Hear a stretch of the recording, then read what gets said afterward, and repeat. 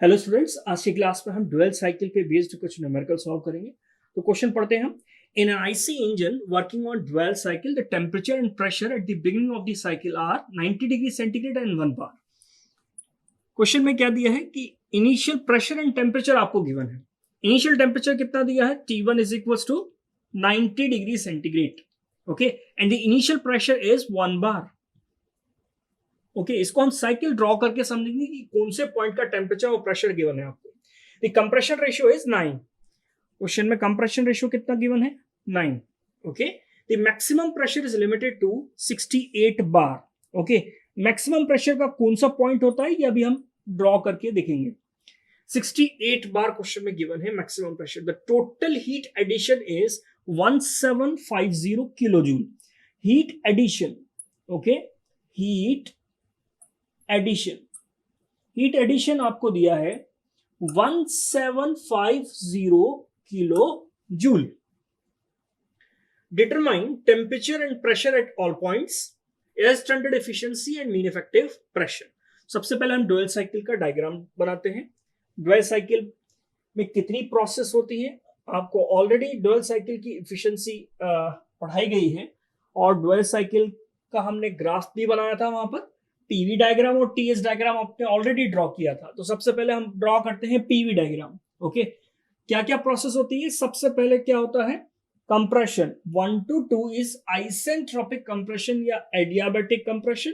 Okay, 1 to 2 and then 2 to 3 is constant volume heat addition, 3 to 4 is constant pressure heat addition, and 4 to 5 is adiabatic expansion, and 5 to 1 is constant volume heat rejection.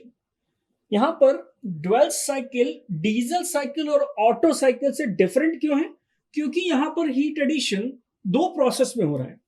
Constant volume में partially heat addition हो रहा है और constant pressure में भी partially क्या हो रहा है, हीट एडिशन हो रहा है। ये दो पॉइंट इस साइकिल को बाकी दो साइकिल से अलग करती है। देखिए, क्वेश्चन में आपको initial temperature initial pressure given है, तो P1 आपको गिवन है, क्या दिया है आपको, P1। ओके, और P1 से रिलेटेड टेम्परेचर, इस पॉइंट पर टेम्परेचर कितना है, T1 कितना, 90 डिग्री सेंटीग्रेड। क्लियर।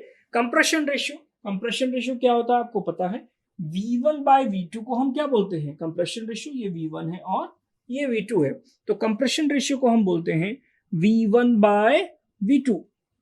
यहां पर हम बहुत सारे रेशियोज पढ़ते हैं। कौन कौन से रेशियोज पढ़ते हैं, compression ratio, cut off ratio, okay, expansion ratio, ये सारे रेशियोज हमने देखे हैं। तो आपको क्या गिवन है, V1 बाय V2 गिवन है, जिसकी वैल्यू कितनी है, 9। ओके, आपको मैक्सिमम प्रेशर दिया है। अब यहां पर देखिए मैक्सिमम प्रेशर कहां है, यहां पर मैक्सिमम प्रेशर है जिसकी वैल्यू आप लिखते हैं P3 या फिर P4। इसका मतलब आपको P3 गिवन है जो कि किसके बराबर है, P4 के बराबर है। प्रेशर P3 और P4 आपस में बराबर है और यही मैक्सिमम प्रेशर है जिसकी वैल्यू कितनी गिवन है आपको, 68 बार। फर्स्ट पॉइंट आपको क्या फाइंड आउट करना है, temperature and pressure at all points, सभी पॉइंट्स पर टेम्परेचर और सभी पॉइंट्स पर प्रेशर। इसका मतलब क्या है, आपको फाइंड आउट करना है P1, P2, P3, P4, P5। Okay, ये सारी वैल्यूज आपको फाइंड आउट करना है। इसमें से कुछ वैल्यूज आपके पास ऑलरेडी है, कुछ वैल्यूज नहीं है, तो हम निकालेंगे। Temperature T1, T2, T3, T4 and T5, ये सारे टेम्परेचर्स भी आपको निकालने हैं, सारे प्रेशर्स भी निकालने हैं। स्टार्ट करते हैं क्वेश्चन को सॉल्व करना। सबसे पहले हम प्रोसेस लेते हैं, process 1 to 2। Process 1 to 2, okay, ये कौन सी प्रोसेस है, ये प्रोसेस है एडियाबैटिक कंप्रेशन। ये दोनों प्रोसेस कौन सी हैं, एडियाबैटिक प्रोसेस है, जिसको हम क्या लिखते हैं, PV to the power gamma is equal to constant. Process 1 to 2 is adiabatic compression. Adiabatic compression में गैस लॉ आपने पढ़ रखा है, क्या है, PV is equal to MRT होता है। एडियाबैटिक प्रोसेस में हम क्या लगाते हैं, P1 V1 to the power gamma, P2 V2 to the power gamma. इस क्वेश्चन में हमें P1 गिवन है, हम इजिली क्या फाइंड आउट कर सकते हैं, P2, क्योंकि V1 बाय V2 आपको पता है कितना गिवन है, 9। इसमें रख देते हैं और P2 आ जाएगा। तो P2 की जो वैल्यू आ रही है वो कितनी आ रही है, P1 v1 by v2 to the power gamma. p1 कितना गिवन है 1 बार, ओके, और v1 by v2 कितना गिवन है 9। गामा की वैल्यू आप जनरली कितनी लेते हैं, गामा की value air standard efficiency calculate करना है। एयर स्टैंडर्ड का क्या मतलब होता है कि हमने एयर को एज अ वर्किंग फ्लूइड लिया है और एयर डायटोमिक गैसेस में आती है, उस केस में उसकी डिग्री ऑफ फ्रीडम कितनी होती है 5, और 5 डिग्री ऑफ फ्रीडम के करस्पॉन्डिंग गामा की जो वैल्यू निकल कर आती है वो कितनी आती है 1.4। ये सारी बातें हमने कौन सी यूनिट में सीखी, फर्स्ट यूनिट में हमने ये सब कुछ पढ़ रखा है कि मोनोटॉमिक गैसेस क्या होती हैं, डायटोमिक गैसेस क्या होती है, ट्राइटोमिक गैसेस क्या होती है, ये सारी बातें हमने पढ़ रखी है। आगे सॉल्व करते हैं। P2 is equal to 1 into 9 to the power gamma की वैल्यू कितनी है 1.4। इसको जब अगर आप सॉल्व करेंगे तो P2 की वैल्यू आएगी, वो भी किसमें आएगी बार में। बार में जो वैल्यू आ रही है वो कितनी आ रही है 21.67 बार। इसको आप कैलकुलेटर से कैलकुलेट कर लेना। तो ये P2 की वैल्यू आ गई। हमें P1 मिल गया है, P2 मिल गया है। अब हम निकालते हैं क्या P3। ओके, P3 निकालने के लिए और हम T1 और T2 भी साथ साथ में निकाल लेते हैं। T1 आपको मिल गया है, क्या T2 निकाल सकते हैं? हाँ, प्रोसेस 1 to 2 में अगर हम ये फॉर्मूला लगा दें T1 V1 to the power gamma minus 1 is equals to T2 V to the power gamma minus 1। कई बार हम ये फॉर्मूले यूज कर चुके हैं, अब तक आपको ये फॉर्मूले याद हो जाना चाहिए। ओके, हमें T2 चाहिए तो T2 is equals to T1 V1 by V2 to the power gamma minus 1।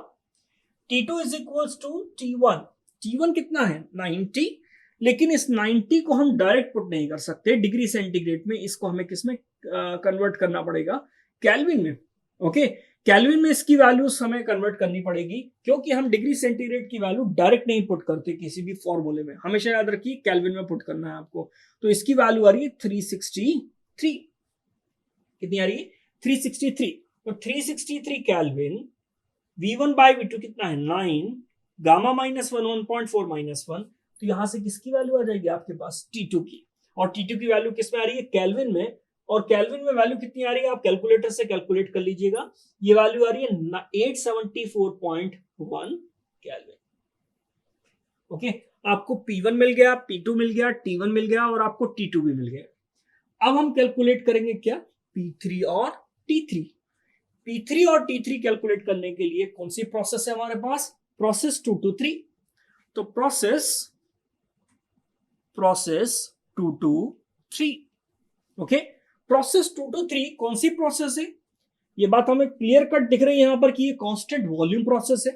Constant volume process में कौन सा लॉ लगता है, कांस्टेंट वॉल्यूम प्रोसेस में लॉ में रिलेशन क्या होता है प्रेशर वॉल्यूम टेम्परेचर में। हमें पता है कि V is equal to constant होगा तो pressure is directly proportional to temperature होगा। तो हम इसको लिखते हैं P2 by T2 is equal to P3 by T3। कई बार बता चुका हूं कि आया कैसे, कई बार आपको समझा चुका हूं, एक बार और देख लीजिए आप। PV इज इक्वल टू क्या होता है MRT। PV is equal to MRT होता है अगर वॉल्यूम कांस्टेंट है, वॉल्यूम को कांस्टेंट कर दीजिए, मास ऑलरेडी कांस्टेंट है, R ऑलरेडी कांस्टेंट है, तो P और T बचा डायरेक्टली प्रोपोर्शनल में। P is directly proportional to T, तो P2 by T2 is equals to P3 by T3। अब हमें क्या कैलकुलेट करना है, हमें कैलकुलेट करना है P3 और T3। अब दो अननोन आगे कैसे कैलकुलेट होगा, P2 तो हमें पता है, P2 कितना आया था 21.67 बार, T2 कितना आया है 874.1। यहां पर हमें निकालना है या तो P3 आ जाए इस फॉर्मूले से या तो T3 आ जाए। अब P3 या T3 में दोनों ही अननोन है ना, हमें P3 पता, P3 क्वेश्चन में आई थिंक गिवन है, क्वेश्चन में गिवन है P3 आपको क्वेश्चन में गिवन है 68 बार, P3 गिवन है, P3 रख देंगे तो आपके पास क्या आ जाएगा T3। ओके, तो P3 की वैल्यू आप पुट करिए इसमें, P3 की वैल्यू कितनी है 68 बार, तो वैल्यूज पुट करते हैं और T3 की वैल्यू निकालते हैं 2। इसको हम किस तरह से लिखें, देखिए ध्यान से बात, इसको हम इस तरह से लिखें कि इसको हम क्रॉस मल्टीप्लाई कर दें, इसको इधर लेकर आ जाए तो यह आ जाएगा T3 874.1 divided by 21.67 multiplied by T3 और T3 की वैल्यू कितनी है 68 बार। यहां से T3 की वैल्यू आ जाएगी आपके पास, इसकी वैल्यू T3 कैलकुलेटर से कैलकुलेट करेगा तो T3 की वैल्यू लगभग आ जाएगी आपके पास 2742, लगभग 2742.9 केल्विन। ओके, ये T3 की वैल्यू आ गई। देखिए P3 आ गया, T3 आ गया हमारे पास। अब हम कैलकुलेट करेंगे क्या P4 और T4। P4 और T4 कैलकुलेट करने के लिए कौन सी प्रोसेस हम लेंगे, प्रोसेस 324। ओके, तो इसके बाद हम कैलकुलेट करते हैं P4 एंड T4। हमने already T1, T2, T3, P1, P2, P3 calculate कर लिया है। अब हम आते हैं T4, P4 और T4 और P4 कैलकुलेट करेंगे और P4 और P5 कैलकुलेट करेंगे। P4 और T4 कैलकुलेट करने के लिए प्रोसेस लेते हैं 324, प्रोसेस 324। प्रोसेस 324 कैसी प्रोसेस है, ये प्रोसेस है कांस्टेंट प्रेशर प्रोसेस। कैसी प्रोसेस है, कांस्टेंट प्रेशर प्रोसेस।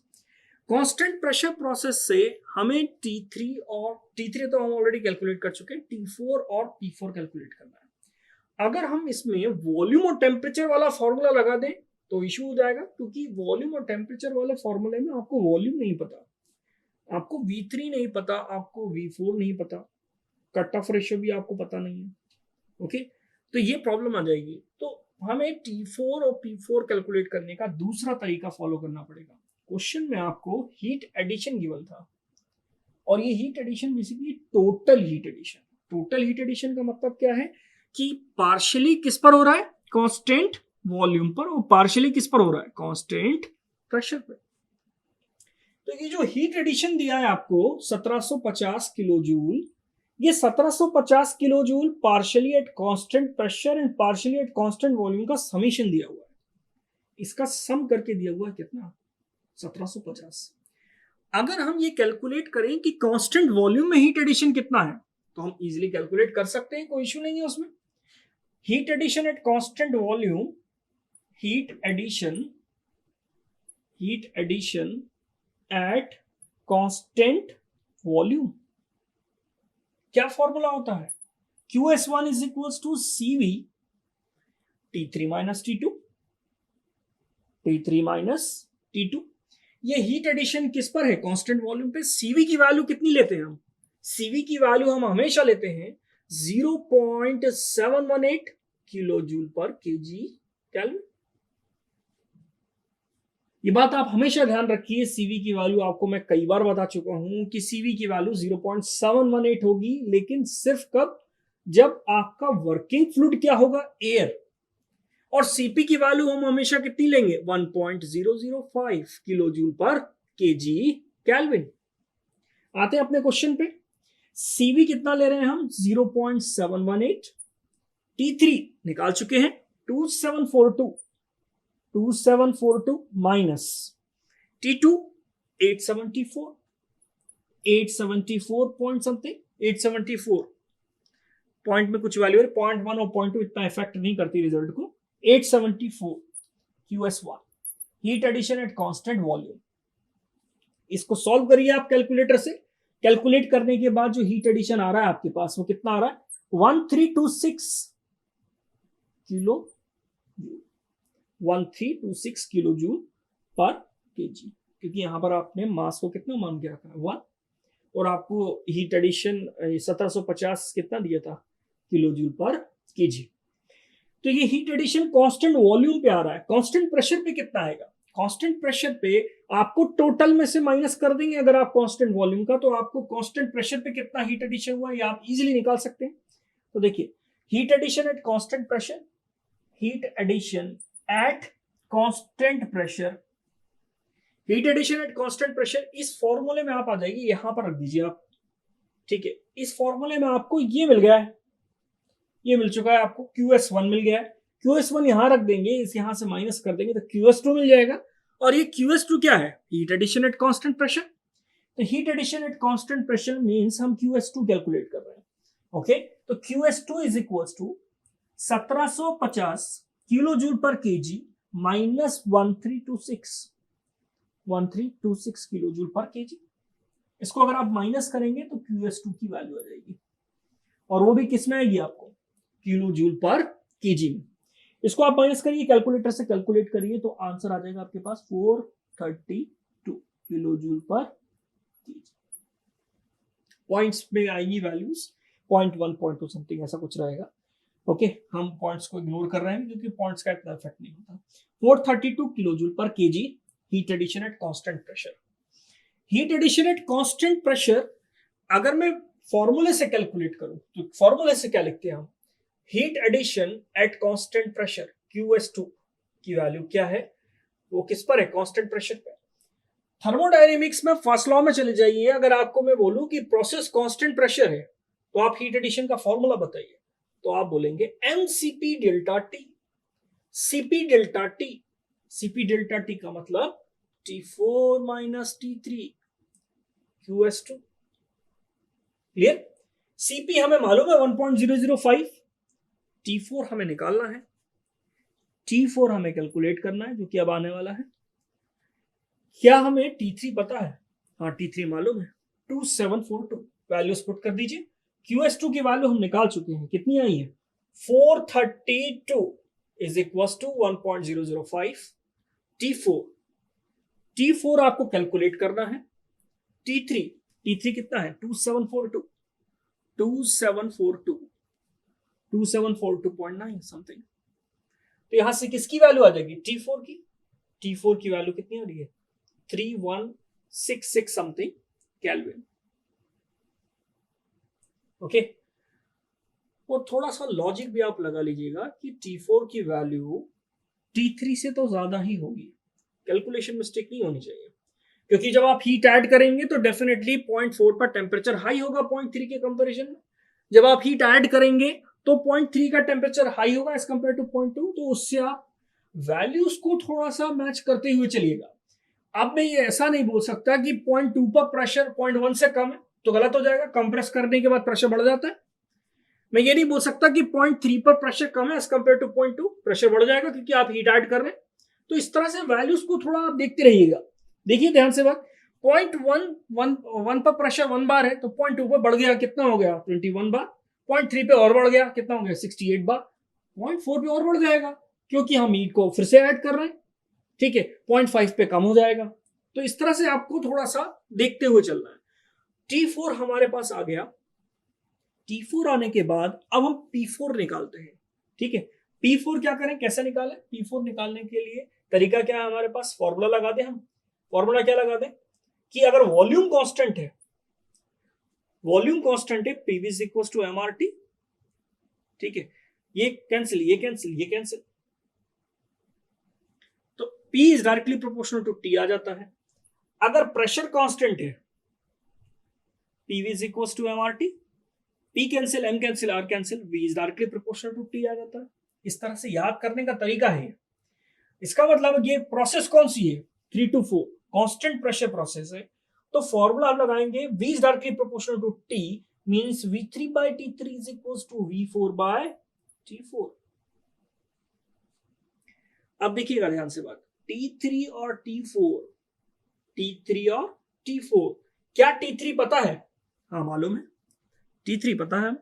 T4 भी अभी निकल आया है, वैल्यू कितनी है 3166 केल्विन। वैल्यूज हम यहां पुट कर देंगे। तो हम क्या कैलकुलेट करना चाह रहे थे, अभी हम कैलकुलेट करना चाह रहे थे P4 कैलकुलेट करना चाहते हैं। एक ऑप्शन हमारे पास ये है, दूसरा ऑप्शन है हमारे पास, अगर यहां पर हम गैस लॉ लगा दें तो भी हो जाएगा, तो भी इश्यू नहीं है। चलिए इससे हम ट्राई करते हैं कैलकुलेट करना। यह आ जाएगा हमारे पास T4 is equal to cross multiply कर दें, ठीक है। T4 is equal to V4 by V3 T3, ये फॉर्मूले में अगर हम पुट कर दें, V4 बाय V3 क्या है, V4 बाय V3 जो है इसको हम क्या बोलते हैं, कट ऑफ रेशियो। क्या बोलते हैं, कट ऑफ रेशियो। क्या क्वेश्चन में कट ऑफ रेशियो गिवन है? अगर नहीं गिवन है तो कट ऑफ रेशियो हम यहां से निकाल सकते हैं। ओके, कट ऑफ रेशियो देखिए, इसको मैं सीधा रो लिख रहा हूं ताकि इसको शॉर्ट में लिखने में आसानी हो। T4 is equal to rho T3, okay. T4 कितना है 3166 T3 कितना है T3 है 2742 is equal to cut off ratio. यहां पर आप कैलकुलेट करेंगे तो किसकी वैल्यू आ जाएगी आपके पास, कट ऑफ रेशियो की वैल्यू आ जाएगी, जो की वैल्यू आ रही है 1.15 समथिंग। इसका यूज कहां होगा, कट ऑफ रेशियो का यूज होगा इफिशिएंसी कैलकुलेट करने में। हम P4 की बात कर रहे थे कि P4 कैसे कैलकुलेट करें। आपके पास T4 आ गया, P4 निकालना है, तो P4 हमें निकालने की जरूरत नहीं है क्योंकि P4 किसके बराबर है, P3 के बराबर है। हमने यहीं पर लिख के रखा था कि P3 किसके बराबर है, P4 के बराबर है। तो P4 कितना है 68 बार। कांस्टेंट प्रेशर पे हीट एडिशन हो रहा है।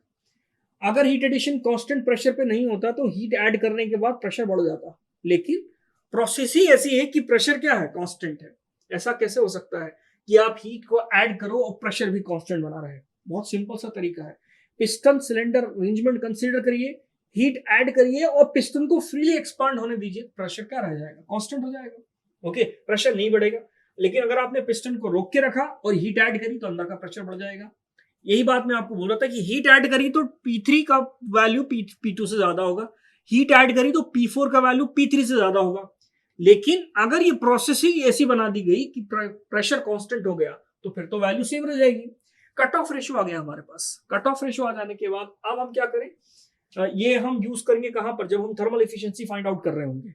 अब हम प्रोसेस 4 to 5 आ जाते हैं। प्रोसेस 4 to 5 में हमें क्या क्या पता है, P4 हमें मालूम है, हम P5 निकाल सकते हैं। क्या निकाल सकते हैं, P5, और उसी के करस्पॉन्डिंग हमें क्या निकालना है, T5। P5 और T5 निकालने के लिए हम इस प्रोसेस में इस लॉ को फॉलो करेंगे। ओके, लिखेंगे P4V4 to the power gamma is equal to P5V5 to the power gamma. और एक्सपांशन रेशियो तो हमें पता नहीं है, तो एक्सपांशन रेशियो निकालने के लिए आप ये बात याद रख लीजिए हमेशा के लिए, चाहे वो ऑटो साइकिल हो, डीजल साइकिल हो, ड्वेल साइकिल हो, कभी भी इस तरह की चीज आ जाए तो एक्सपांशन रेशियो अगर आपको निकालना है तो आपके पास एक दो ऑप्शन होते हैं। या तो एक्सपांशन रेशियो कंप्रेशन रेशियो के बराबर हो तो कोई इश्यू नहीं है, अगर कंप्रेशन रेशियो के बराबर नहीं है तो आप ड्वेल साइकिल में with the help of cut off ratio and compression ratio आप कैलकुलेट कर सकते हैं एक्सपांशन रेशियो को। ओके, तो इसके आगे हम देखेंगे T4 और T5 और P5 को कैलकुलेट करेंगे। नेक्स्ट हम प्रोसेस 4 to 5 की हेल्प से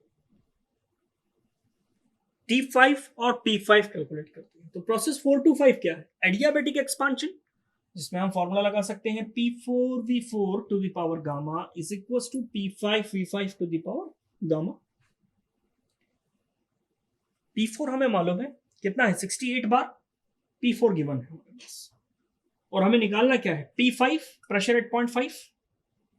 इसको लिख सकते हैं P4V4 by V5 to the power gamma. ये V4 बाय V5 क्या है और कैसे कैलकुलेट होगा, हमें हर पॉइंट पर वॉल्यूम नहीं पता।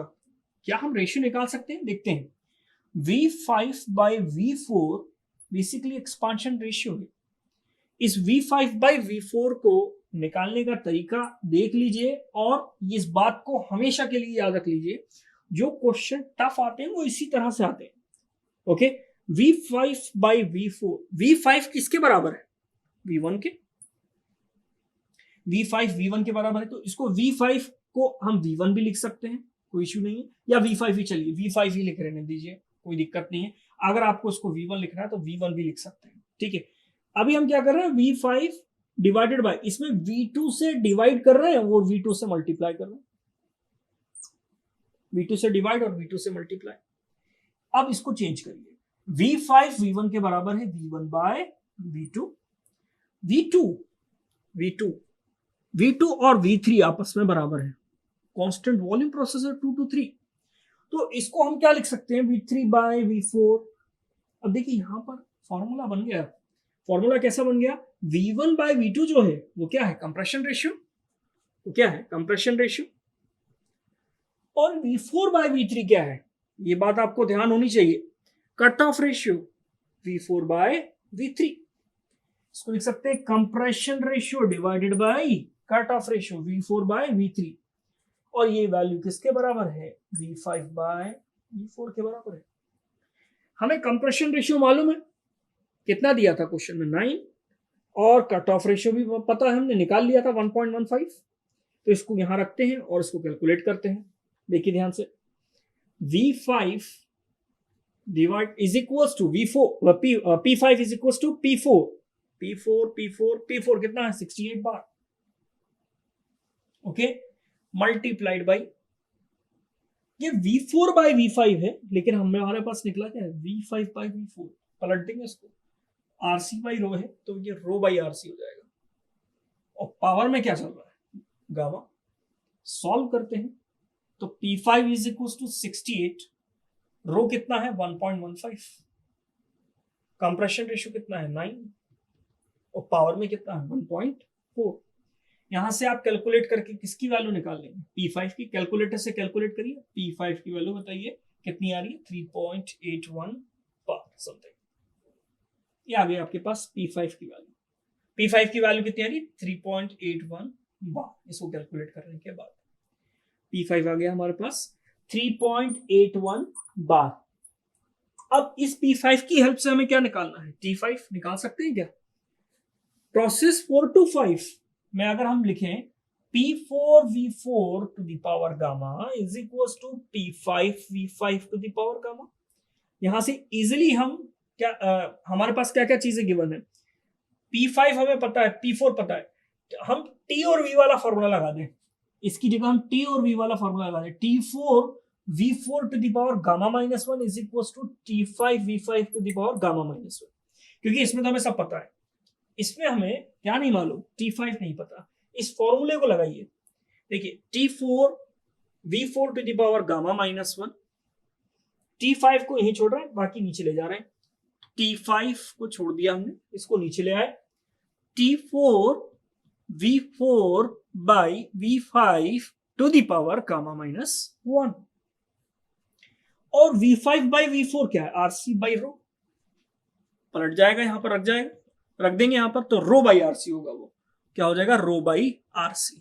ठीक है, क्योंकि यहां पर V5 बाई V4 है और रख क्या रहे हैं V4 बाई V5। पावर में क्या है गामा -1 मल्टीप्लाइड बाय T4। हमें T5 कैलकुलेट करना है, T4 कितना है 3166। ओके, रो कितना है 1.15, RC कितना है, क्वेश्चन में RC कितना गिवन था, compression ratio 9 to the power gamma -1 means 1.4 -1, तो आ जाएगा 0.4।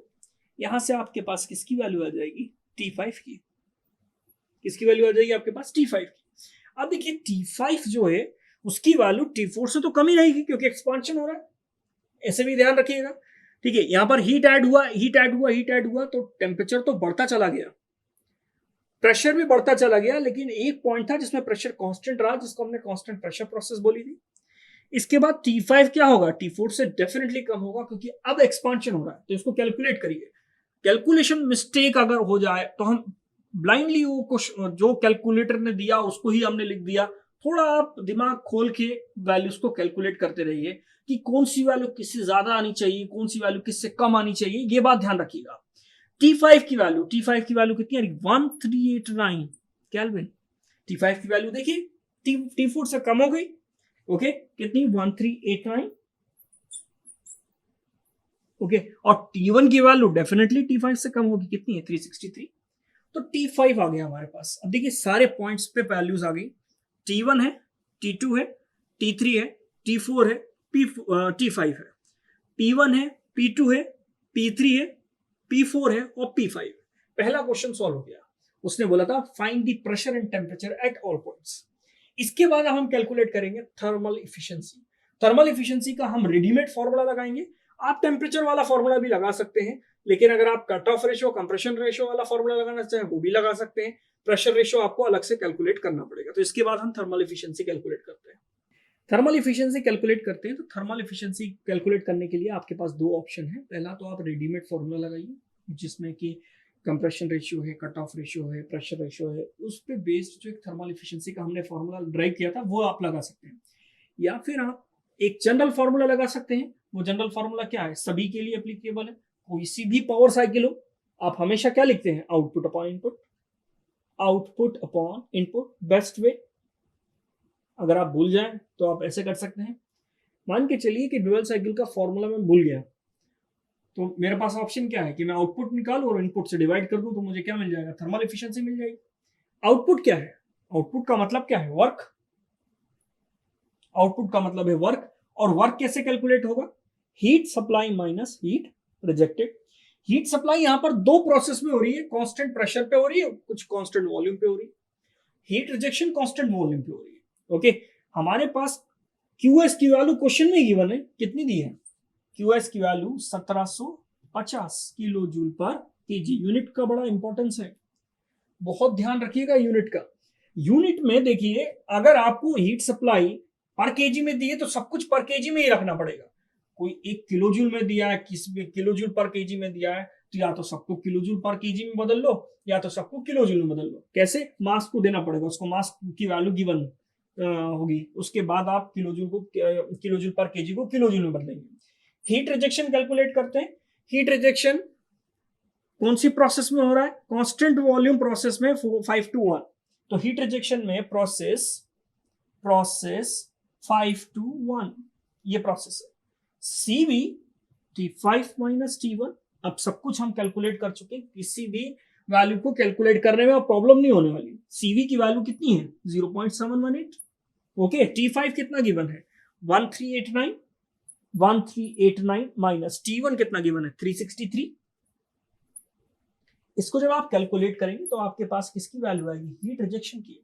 कैलकुलेटर से कैलकुलेट करिए, हीट रिजेक्शन की वैल्यू आपको पता है डेफिनेटली हीट सप्लाई से तो क्या होगी, कमी होगी।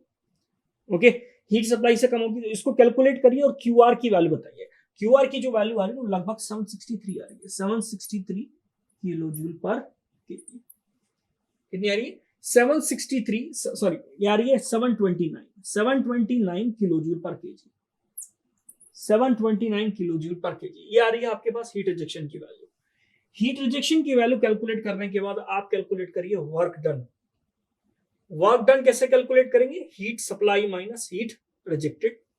ओके, हीट सप्लाई कितनी है 1750 किलो जूल पर केजी, और हीट रिजेक्टेड कितनी है 729। इसको आप माइनस करिए, माइनस करने के बाद आपको किसकी वैल्यू मिल जाएगी, वर्क डन की वैल्यू मिल जाएगी। ठीक है, इसको कैलकुलेट करिए। अगर आपको कैलकुलेशन नहीं करना है तो आप सीधे फॉर्मूले में रख दीजिए, आपके पास थर्मल एफिशिएंसी का एफिशिएंसी आ जाएगी। कैसे, work done upon heat supply.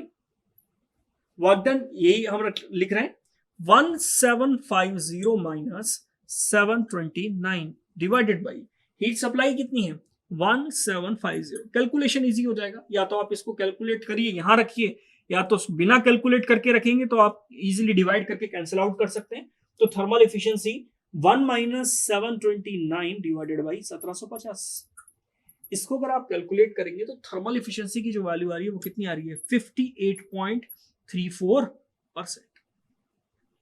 ये आ रही है 58% समथिंग।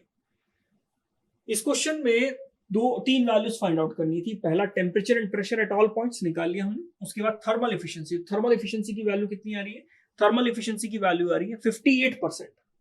थर्ड पॉइंट क्या कैलकुलेट करने के लिए बोला, थर्ड पॉइंट कैलकुलेट करने के लिए बोला mean effective pressure. Mean effective pressure calculate करने के पास कैलकुलेट करने के लिए आपके पास कौन कौन से ऑप्शंस है।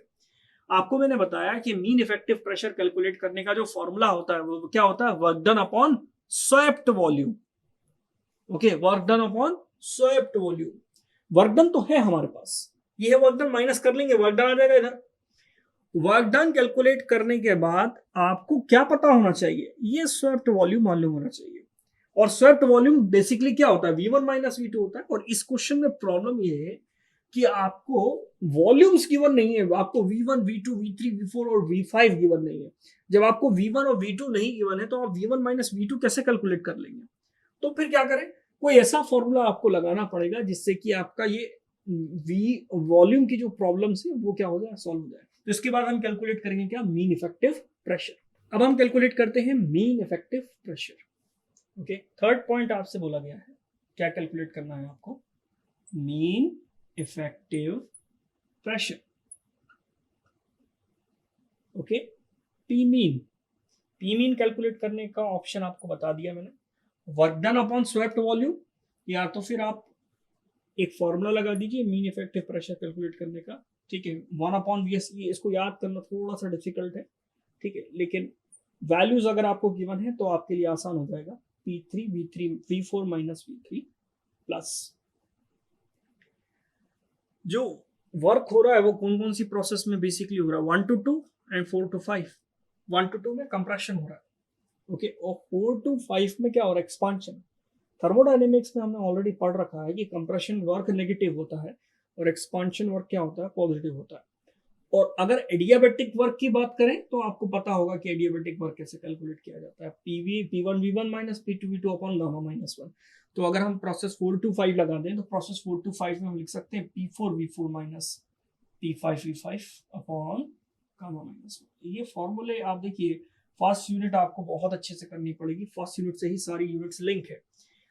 P4V4 minus P5V5 divided by gamma minus 1। Minus minus क्यों कर रहे हैं, क्योंकि नेगेटिव वर्क है, ठीक है। तो इसको हम लिख सकते हैं P2V2 minus P1V1 upon gamma minus 1, ठीक है। अब इसको हम सॉल्व करते हैं, थोड़ा सा ट्रिकी है इसको सॉल्व करना, वॉल्यूम्स हमें पता नहीं है और VS भी हमें मालूम नहीं है, तो कुछ ऐसा करना पड़ेगा कि ऊपर का वॉल्यूम और नीचे का वॉल्यूम आपस में क्या हो जाए, कैंसिल आउट हो जाए, ठीक है।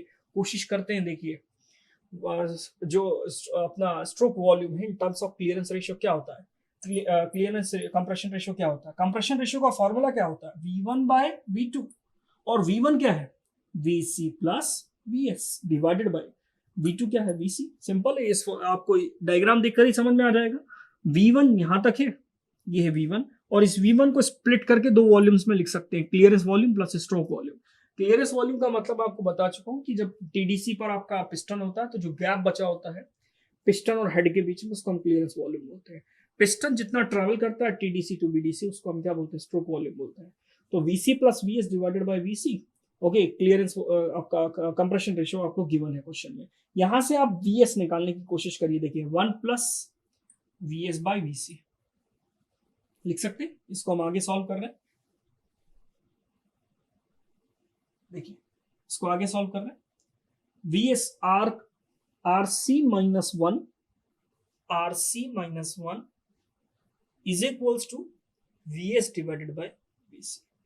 तो VS की वैल्यू in terms of clearance volume क्या आ रही है, RC minus 1 multiplied by clearance volume, ठीक है, स्ट्रोक वॉल्यूम की वैल्यू, सॉरी स्ट्रोक वॉल्यूम की वैल्यू क्लियरेंस वॉल्यूम के टर्म्स में क्या आ रही है, RC minus 1 multiplied by clearance volume is equal to stroke volume.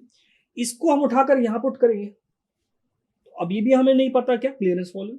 तो इसमें देखिए ये जो वॉल्यूम्स आ रहे हैं ना, इन वॉल्यूम्स को हम बदलेंगे और क्लियरेंस वॉल्यूम के टर्म्स में लेकर आएंगे। कैसे, अगर मैं क्या करूं कि ऊपर से V2 पूरे में से कॉमन निकाल लूं, तो V2 इज क्लियरेंस वॉल्यूम, जो कि नीचे से कैंसिल आउट हो जाएगा।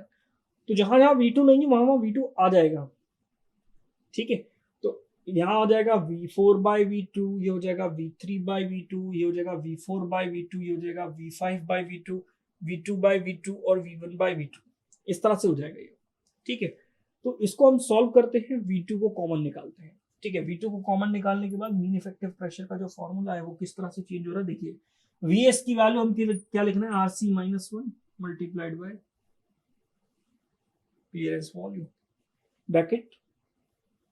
अब इसमें थोड़ा सा कैलकुलेशन इन्वॉल्व है, ठीक है। थोड़ा सा कैलकुलेशन क्या इन्वॉल्व है, आप देखिए V2 को कॉमन निकाल लिया तो P3 बचा, P3 ब्रैकेट, ये हो जाएगा V4/V2, क्या हो जाएगा V4/V2। देखिए ध्यान से यहाँ पर, ये देखिए इधर, ठीक है। यहाँ पर V4/V2 कहाँ लिखे, यहाँ लिख देते हैं V4/V2, सिंपल है। V2 और V2 किसके बराबर है, V3 के। V4/V2 किसके बराबर है, V3 के। V4/V3 क्या होता है, कट ऑफ रेशियो, उसको हम बोलते हैं रो हम निकाल चुके हैं। V3 V2 के बराबर है, तो V4 की जो वैल्यू आ रही है ना, V4 की जो वैल्यू आ रही है कितनी आ रही है, रो मल्टीप्लाइड बाय VC, ठीक है। तो V4 की जो वैल्यू आ रही है वो कितनी आ रही है, rho multiplied by VC minus V3/V2 V3/V2 अब देखिए यहाँ पर जैसे ही आपने V2 को कॉमन निकाला ना, यहाँ पर डिवीजन में V2 चला गया, यहाँ डिवीजन में V2 चला गया। अब फॉर्मूले में यहाँ पर आप ग्राफ में देखिए V3 और V2 तो आपस में बराबर है, जब डिवीजन में आएगा तो कैंसिल आउट होकर कितना दे देगा, 1 दे देगा। कैंसिल होकर कितना दे देगा, 1, दोनों आपस में बराबर है, तो माइनस आपका कितना हो जाएगा, 1। ठीक है, ये वैल्यू कितनी हो जाएगी, जब आप कॉमन निकालेंगे V3/V2 तो हो जाएगा 1। आगे चलते हैं, यहां से आ जाएगा V4/V2, हो जाएगा P4 और V4/V2, सॉरी V4/V2 थोड़ा सा लेंदी है ये, माइनस P5 V5/V2। अब इसको हम देखते हैं क्या करना है इसको।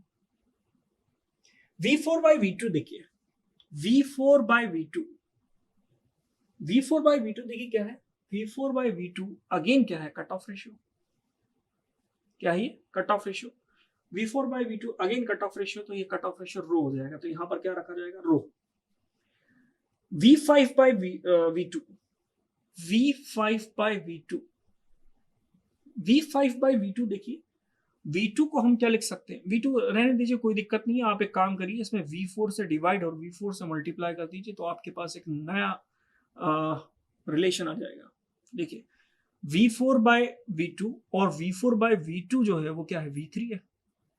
आपको पता है कि V2 V3 के बराबर है। V5/V4 ये हम निकाल चुके हैं। V5/V4 क्या है वो, V5/V4 basically compression ratio divided by cut off ratio. Okay, compression ratio divided by cut off ratio, तो V5/V2 is equals to compression ratio divided by cut off ratio, okay, multiplied by V4/V3 क्या है, V4/V3 ये भी क्या है, cut off ratio है, तो ये क्या आ जाएगा, कट ऑफ रेशियो। इसकी पावर में क्या आ जाता है, गामा, यह आ जाएगा कट ऑफ रेशियो, इसकी पावर में क्या चलेगा, गामा, तो यहां से आ जाएगा V5/V2। ठीक है, अब देखिए ये सारी वैल्यूज आप फीड करेंगे, यहां पर रख देंगे, V4/V2 आप यहां पर रख देंगे, V5/V2 यहां रख देंगे। आगे चलते हैं, यहां पे माइनस P2, V2 को कॉमन निकाला है, माइनस P1, ये हो जाएगा V1/V2 जो कि हो जाएगा कंप्रेशन रेशियो। ओके, डिवीजन में क्या चल रहा है, गामा -1। क्लियर। अब इन सबकी वैल्यूज को हम पुट करेंगे तो मीन इफेक्टिव प्रेशर आ जाएगा। देखिए वैल्यूज को पुट करना स्टार्ट करते हैं। Mean effective pressure is equals to 1 upon compression ratio कितना है, 9 - 1। ओके, सभी में से V2 को कॉमन निकाला था और V2 बाहर आएगा। जब V2 बाहर आएगा और V2 का मतलब क्या है, VC, तो VC से VC क्या हो जाएगा, कैंसिल आउट। आगे चलते हैं, P3 की जो वैल्यू है वो कितनी है, P3 की वैल्यू है 68 बार ब्रैकेट।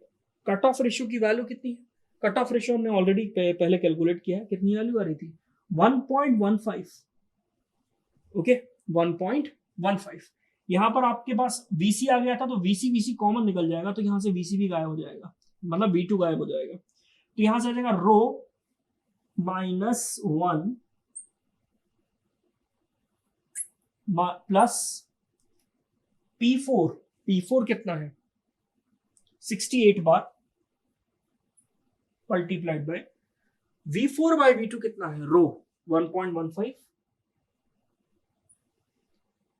माइनस P5 कितना है, 3.81। ओके, V5/V2 कितना है, ये वैल्यू है, सारी वैल्यूज पुट कर दीजिए। ठीक है, यह देगा RC9, cut off ratio 1.15, 1.4 multiplied by rho कितना है, 1.15। ठीक है, यहां तक आ गए हम, ब्रैकेट क्लोज। इसके बाद माइनस P2 कितना है, 21.67 माइनस P1 कितना है, 1, P1 है 1, RC कितना है 9 डिवाइडेड बाई गामा -1, 1.4 - 1।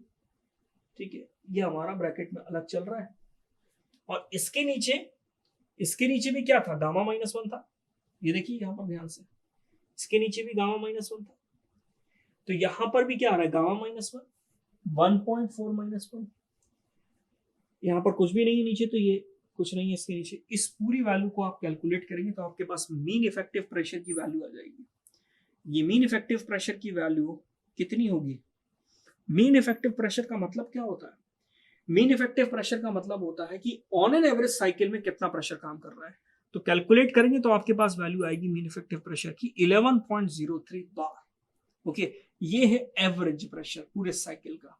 ओके, तो इस क्वेश्चन में, ये क्वेश्चन थोड़ा सा लेंदी था, इस क्वेश्चन में आपको पहले सारे पॉइंट्स पर टेम्परेचर और प्रेशर चाहिए था, उसके बाद आपको थर्मल एफिशिएंसी कैलकुलेट करनी थी, उसके बाद लास्ट में आपको मीन इफेक्टिव प्रेशर कैलकुलेट करना था।